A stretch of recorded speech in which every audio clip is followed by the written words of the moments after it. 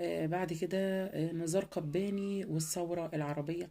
ده أنا بحس إن هو كتاب بيحكي عن السيرة شاعر. الذاتية، هو كتاب سيرة ذاتية عن حياة نزار قباني. بالظبط. بصفته طبعا إن هو حد مشهور جدا. غابة الموت الأسود دي فعلا حقيقة. كتاب، ايوه طبعا. طريقه كتاب دكتور شريف صبري كانت جميله جدا، ليه ان هو حب يطرح لنا، هو ليه 10 اجزاء على فكره، يطرح لنا حاجات علميه حلوه 10 جدا. أجزاء من غابة الموت الأسود. لا، مش من غابه الموت الاسود، من عالم الفزع. مم. طرح لنا حاجات حقيقيه موجوده فعلا في عالمنا الواقع بطريقه سرد. دي فعلا اساسا قصه حقيقيه، يعني غابه اوكيجاهارا في جبل فوجي اللي موجوده في طوكيو عاصمه اليابان. الغابة دي أساسا سموها غابة الموت لأن بيجي ينتحر منها ناس من جميع أنحاء الأرض. من الآخر يا جماعة، ده اللي بيدخل في الغابة ديت بيضطر طبعا مع الوقت إن هو ياكل. أنا بقول لكم بالعام بقى اللي أنا مش عرفته بس من ياكل، المنطقة. كفاية رائحة ياكل النباتات. كمان في الريحة نباتات هناك اسمها مخدرة. مقبرة النباتات أصلا. نباتات يعني من على وجه الأرض كلها الإنسان انقرضت إلا دي. بيجيله هلوسة تقريبا. لدرجة إنه ممكن يتخيل وهو ماشي. ده اللي انت فهمتوه يا حطوا منتهى. كاميرات عشان يفهموا. يتخيل. لقيوا ان الشخص بيتخانق مع حاجات هوائية، بيتخانق مع نفسه، ممكن يروح يتخيل ان يطلع هو فوق بلا الشجرة اطراف، يقع. بلا بلا مثلا أطراف، بلا عينين. عينين. او انه يتخيل انه اقدم عليه شخص حبيب ليه قوي توفى وبقى موجود معاه، يروح مثلا ياخده أو بالحضن يقع. النباتات بتقع عليه أو تتكلم معاه مثلا او يقع تشده. خلاص، يقع وقعة تؤدي الى الغيبوبة، تؤدي الى الوفاة، لان محدش هينقذه. فهي سموها بغابة الموت، واتعملت افلام زي كده، فده واقع. طب ايه رأيك في شريف صبري؟ دكتور شريف صبري امتازت طريقته بان هي متنوعه جدا. فكره ان هو ما بيطرحش الفكره بطريقه مباشره، اللي هو عايز يدينا حاجه علميه في نفس الوقت تكون بقصه حلوه. فكل كتاباته جميله جدا جدا وممتعه. الكتاب ده انا خلصته في ساعه او ساعه ونص بس. طبعا ربطه للواقع، انا اقدر ارد عليك واقول لك ان هو كله واقع. بصوا يا جماعة، ده الكتاب اصلا. بصوا، هو ده عالم الفزع، ده الجزء هو الاول. كتاباته بتمتاز تمام. بحجمها اللي ممكن صغنوني قوي، تخلصه لل... تحسوه جيب. للقراءه البدائيه. ده رهيب. ده احنا مستعيرينه من المكتبة صح؟ اه. مكتبة مصر طبعا اللي عملنا فيها اشتراك. طيب، محاولة عيش محمد زفاف. المؤلف ده منين؟ محاولة جزائري، سوري جزائري. جزائري. تمام. نختصر، مش كل حاجة نوفل. مزرعة الحيوان حلوة جدا. جورج أوريل. جورج أوريل. ده منين المؤلف؟ تعرفي ايه عنه؟ جورج أوريل هو مؤلف بريطاني طبعا، ليه أعمال مسرحية وسينمائية أوليا، يعني ده أول حاجة طبعا. الكاتب كان بيشتغل في النهضة السياسية لكن بطريقة سرية عشان ما يبانش. لكن بان جدا طبعا في مزرعة الحيوان ان هو تحدث عن الاتحاد السوفيتي في روسيا، والطريقة الديكتاتورية اللي كانوا بيتحكم بيها مثلا زي ممثلها بمستر جونز، ان هو ده الاتحاد السوفيتي والناس الديكتاتوريين فيه، وان الحيوانات هم الناس الارستقراطيين اللي كانوا بيتبعوا هذا الاتحاد. تمام. حكايات الجدة صفية. نعم. اوريه لكم لان هو اصلا جنبي اهو. عجبها قوي، هو يعني لايت وممكن يتعمل فيلم او مسلسل او حاجة زي كده. طيب، نسمع عاطف، ايه رأيك فيها؟ نسمة عاطف ده كان أول كتاب أقرأه ليها الصراحة، فقراءة مبدئية ليها، فهي لأ هي جميلة. طب اقول لك يا منتهى، انت ايه رأيك في الكتاب السيدات؟ حلوين. طبعا لازم تبقى جاهزة بسرعة بالإجابة. أفكارهم كلها نسائية. أنا مش قصدي لازم. حاجة، مش قصدي حاجة، لكن الكتاب كله بيحكي لك عن بنت تطلع ضحية زوج، بنت طب تطلع ضحية زوج، انتي من هكذا. خلال قراية، انتي دلوقتي داخلة ما شاء الله مسابقة تحدي القراءة، ما شاء الله ب50 كتاب، ولا حول ولا قوة إلا بالله. وطبعا قارية ضعف الكلام ده من بره وما قدرناش ندخل بيه في المسابقة.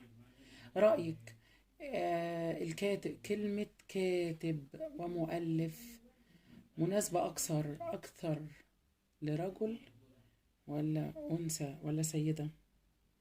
مين أشطر، أو مين بيلمس العقل والقلب كده وياخدك في كتابته، الراجل ولا الست؟ صراحة الموضوع ملوش علاقة بلمس العقل والقلب، الموضوع ليه علاقة بأن الفرق بين الرجل والمرأة ان الرجل بيكون عنده قدرة رهيبة ان هو يفصل بين حياته اللي هي حياته الشخصية وحياته بالظبط، العملية. انت بتأكدي المعلومة. بالظبط. لكن المرأة انا مم. لو جينا ننظر لكتب زي ما قلنا السيدات، في أراك في حلم قديم، هي مدرسة قلتي لي ولا ايه؟ مدرسة إنجليزية أدخلت كل حياتها شوية عمالة التدريسية تكرر. تماما في مم. الكتاب. مم. ففي فرق، الرجل بيعرف يفصل، لكن الأم علشان ربنا يعني خلقها بطبيعتها الحنونة، وإن هي كأم فعلا قبل ما تكون هي سيدة وأم وكل حاجة، فطبعا ده يعني بيغلب عليها في الطبع لما تيجي تكتب. تمام. طيب حكاية الجدة صفية، أرض الواقع. برضو لا، طريقته علمية جدا. حب ان هو يناقش مرض الانفصام مم. بطريقة حكاية الجدة الصفية. اتكلم عن ام عندها انفصام، بتنفصم لشخصية ابنها اللي هو فقد، وهو عنده 12 عاما. اديني عنوانين عشان لحكايات نخلص. الجدة صفية. مم. آم، ما تقوليش انت المفترض المفروض جاهزة. مش عايزة اقول الانفصام اللي هيكون واضحة، طب وايه يعني؟ هتكون قصته واضحة. المفروض الانفصام دي كانت الكارت اللي صدم الجميع في نهاية الكتاب. هتعملي ايه؟ طب تقترحي ايه عنوانين؟ اتنين عنوان. خدعة زوج. هي خدت ازواج الصراحه، القصص كلها عباره عن ازواج ازاي؟ ازواج. خدعة زوج دي هو زوج واحد واستغلال زوج. مم. فعلا. او حزن الابن، او مرض الفراق. مرارة الفراق. مم. لازم تكوني جاهزة على فكرة. يبقى مم. مرارة الفراق، وايه تاني؟ انفصام الشخصية، بس مش او مرض انفصام الشخصية. مش عايزاها تكون باينه بالمنظر ده. الأجنحة المتكسرة، جبران خليل جبران. رأيك في جبران عامة؟ مش هتقري له تاني؟ جبران على الصعيد بتاعه يا جماعه، كل واحد معروف. نزلت يا حبيبي بتحب انت تبقى شاعر، خليك شاعر يا بابا. تكتب ليه؟ الكتاب كانه شعر مطول. كتاب يا الله عليه انت في قلت له كميه ايه؟ تمطيط وتمديد وشرح. ليه يشرح في الخبز انا حرفيا صحت الموضوع الخبز ده في كل بقاع الارض. ليه كاتب يشرح في الخبز الذي خبزته الآلهة بأيديها الشريفة؟ من الخبازات والآلهة؟ لا، هو بيشرحها كده هو عشان هو مسيحي يوري هو مسيحي، يوري مدى جمال الخبز في 3 صفح. ليه 3 صفح؟ دقيق. هو الشاعر معدي الدقة. الناس الشاعرة دي بتبقى رهيفة الحس ودقيقة يعني. الفتلة جنب الفتلة بيحسبوه. لكن الكتاب الصراحة لو شخص في جامعة آداب لغة عربية هيستفيد منه جدا. كمية فصاحة اللغة والكناية والبلاغة رهيبة. هو منتهى الملاحظ ان مهنة الكتابة انه في كاتب بيكتب من اجل ان هو كاتب، زي مثلا نجيب محفوظ، هو كاتب ومؤلف. لكن في اللي بيحب يوثق شخصيته او شهرته او شهرة وظيفته من خلال ايه؟ انه حتى يكتب له ولو كتاب واحد او كتابين. كان صح؟ يكتب كتاب سيرة ذاتية هو لكن ما جبران ده كتب يكتبش. تاني؟ لكن ما يكتبش أجنحة كتب متكسرة. تاني؟ مش عارفة، أعتقد كان كتاب سيرة ذاتية فقط، وكان عنده صفحات 34. تمام. طيب الأجنحة المتكسرة لازم تحط لي عنوانين بديل. نهاية الحب و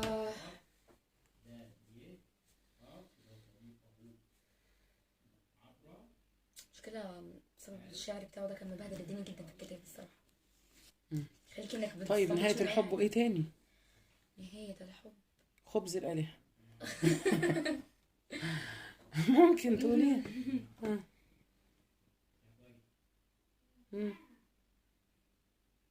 الطبقة الديكتاتورية. طبقة الديكتاتورية. افتكري الكلام ده. ماشي تمام. نشوف اللي بعده. الأزرق كتبنا فيه حوار مع صديق الملحد دكتور مصطفى محمود، وده كان أول مرة تقري له. كان جميل. جامد. دكتور مصطفى محمود احنا اتربينا عليه يا جماعة. عمل ده الجيل أكتر من بتاعنا 800 حلقة. او الجيل اللي انا طلعت كنت من وانا صغيرة كده. اكتر من 800 حلقة. 800 حلقة. تمام. طيب حطي 2 عنوان بديل. ده حوار مع صديق الملحد. مم.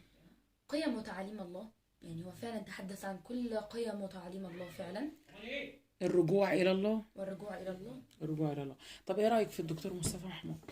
لا، كتاباته جميلة جدا، كتاباته ممزجة عشان هو بصوا يا جماعة احنا هنختصر كده علشان طبعا طويل جدا عليكم. لو حابين الموضوع دوت، البنوتة طبعا عمر هدير اللي هي متابعة معايا، هي او اي حد عايز اي حاجة في الكتب دي تحديدا، ممكن نعمل ريفيو او مراجعة عن مثلا كل كتاب لوحده من اللي انتوا هتختاروه. فانا هقول لكم بقية الاسامي اللي احنا داخلين بيها التحدي ان شاء الله، او اللي منتهى باذن الله داخله بيها التحدي. بس الاضاءة ماشي تمام. دكتور مصطفى محمود، هتقري له تاني؟ اه طبعا انا مستنيه اخلص المسابقه واجيب بقيه. في هنا هتلاقي كتاب مكتوب ليه اسمه اللي هو السفر الى المريخ والمومياء وكده. المومياء احنا كاتبينها ما داخله بيه، كاتبينها فعلا. داخله ما بيها انا تحدي. دي عباره عن اساسا اول كتاب من جزء كبير جدا ليه. عباره عن ايه؟ ان حلقاته اتعملت كتب، مم. كل كتاب ما يقلش عن 110 صفحه. هو اللي هجيب كاتبها له بقيه بنفسه، اجزائه فعلا. هو اللي كاتبها بنفسه.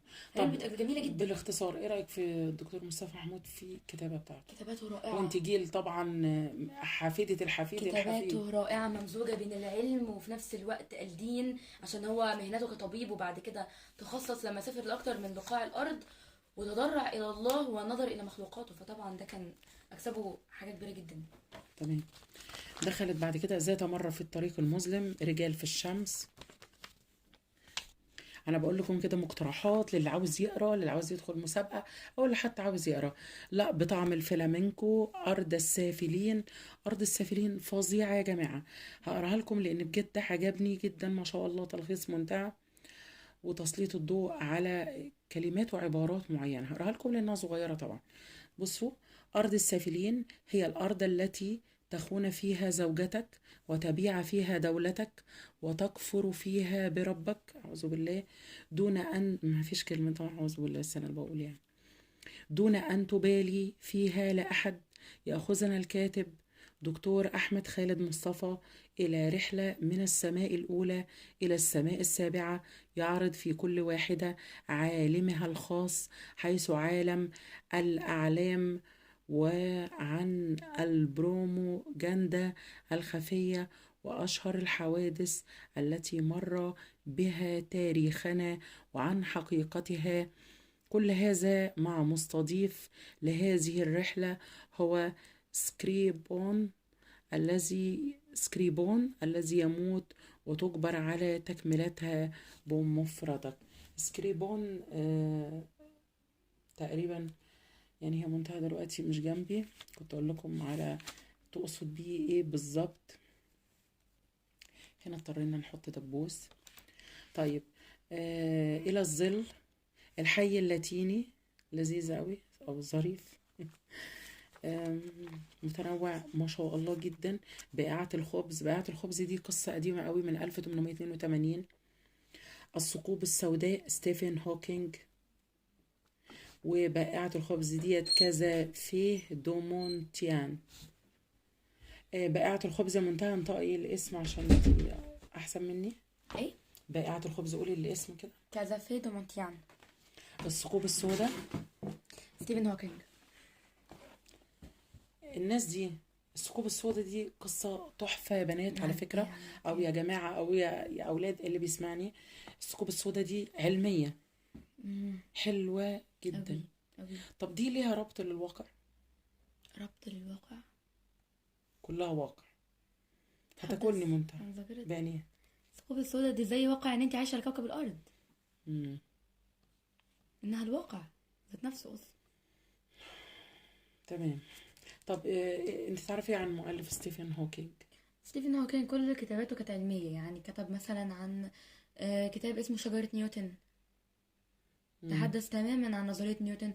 وليه كتب كتيره جدا ناقشت كل الاحتمالات اللي وضعها اينشتاين للنظريه النسبيه اللي طرحها. تمام. طب لو قلتي اطرحي عنوانين بديل. عنوانين بديل؟ مم.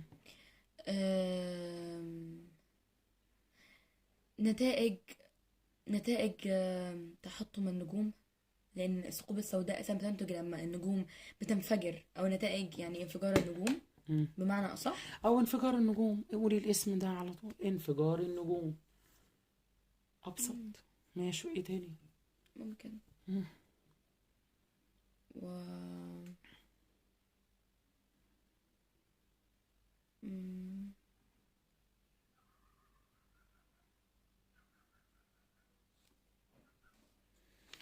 ماشي، نقول الأسامي.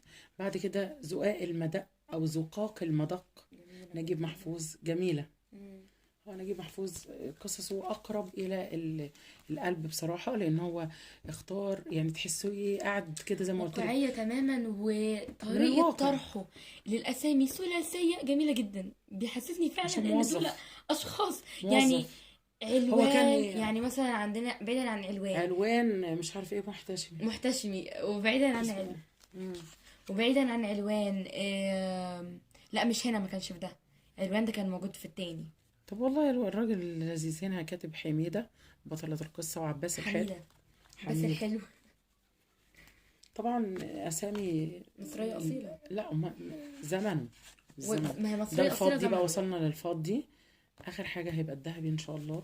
الفضي بقى حاطة فيه إيه منتهى الخالدون ماء أعظمهم محمد. ما شاء الله حلو جدا. مايكل هارت.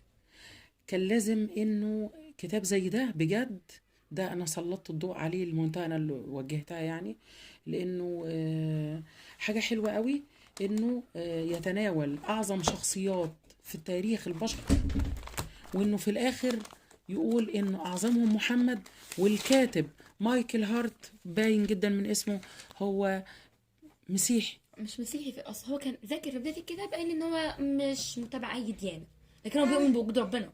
لكن الصراحه اللي استنبطته من كتاباته، من كتابته للكتاب ده ومن الكتابات التانية، ان هو مسيحي. باين من الاسم. لا بعيدا عن باين الاسم، عشان طبعا والدته مسيحيه فاكيد هتسميه الاسم ده. طب اقترحي عنوانين. عنوانين. مم.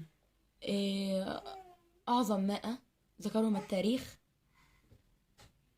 بعيدا عن اسم محمد. لان عايزه اقول حاجه، ان اصلا اسم الكتاب المائة، اسم الكتاب الاصلي اللي طرح في اول مره المائة، وبعد كده تم اجراء تعديل بعد 15 سنه بالاسم ده، الخالدون ماء اعظمهم محمد. لكن كان اول اسم طرح له كان المائة، المائة فقط لا شيء اخر. تفتكري ليه؟ عدد صفحاته الاصلي على فكره 560. 560. ماشي. قدري أنت، ليطمئن قلبي، أدهم الشرقاوي. عائد إلى حيفا، طبعا منتهى يعني أوجعتني بثلاث قصص أو ثلاث كتب والله في عن اكتر، فلسطين. في اكتر بجد عملوا لي انهيار نفسي.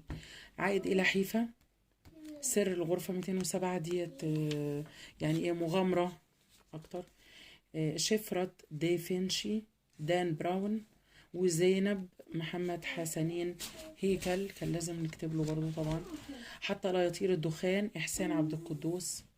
تاجر البندقية، ويليام شكسبير. الليالي البيضاء، ديستوفيسكي. نشوف بقى الذهبي. انا قلت لكم ما شاء الله جواهر. كوني صحابية، ده بدأنا بيه الجواز الأخير. انتهينا آخر حاجة الذين لم يولدوا بعد. قصته جميلة جدا عن شهر رمضان. طبعا المسابقة قبل رمضان مباشرة إن شاء الله. ممكن يكون في تصفيات خلال شهر رمضان، ممكن يعني ربنا يستر وسهل يا رب إن شاء الله. المهم إنه فكرته عن إن شهر رمضان إن الإنسان بيطلع منه مولود من جديد، يعني مغسول من الذنوب. فدي فكرته حلوة قوي. حبينا نبداها بديني وننهيها بديني هادي يعني. كوني صحابية بينما ينام العالم. دي عن ايه؟ فلسطين. فلسطين.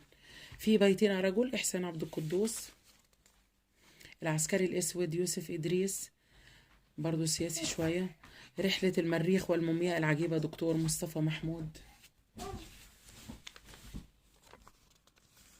حلم رجل مضحك، عصفور من الشرق. حلم رجل مضحك، ديستوفسكي.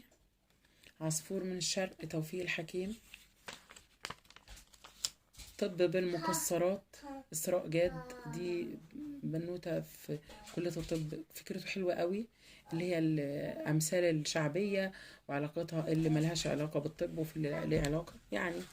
غدا أجمل، ختمنا بيه. والذين لم يولدوا بعد. يا رب ان شاء الله يكون عجبكم وتكونوا خدتوا افكار، والناس اللي هتدخل تحدي او الناس اللي هتدخل مسابقة او الناس اللي بتحب القراءة، سلطنا الضوء على كتب انا بجد معتبراها انها جواهر او منتهى. طبعا ده كان اختيارها، المعظم اختيارها انا وجهتها بس لبعض الكتاب زي احسان عبد القدوس، نجيب كده، لان طبعا هي صغيرة وبتحب تقرا للكتاب الموجودين، بدليل ان هي بحثت ودورت انها تذهب ل، انا بقيت اتكلم باللغة العربية منتهى على اخر الحلقة. على يعني بقت تروح معرض الكتاب علشان انها تتقابل او تاخد توقيع منهم، بحيث ان يعني اكيد اللي بيبقى موجود بيبقى التفاعل اكتر. اكيد شخص عايش طبيعي. لا ومش بس كده، كمان بيمثل الزمن. بيتكلم بطريقة فعلا تواكب الزمن جدا. ان شاء الله بالتوفيق يا رب ان شاء الله. وانا بقى ايه هكمل معاها اسئله وحاجات، واشوفكم ان شاء الله في فيديو جديد. وادعوا لها كده ربنا يوفقها يا رب العالمين، وادعوا لها يا رب ان شاء الله بالتوفيق كده، بالتوفيق ان شاء الله. منتهى. والسلام عليكم ورحمه الله وبركاته.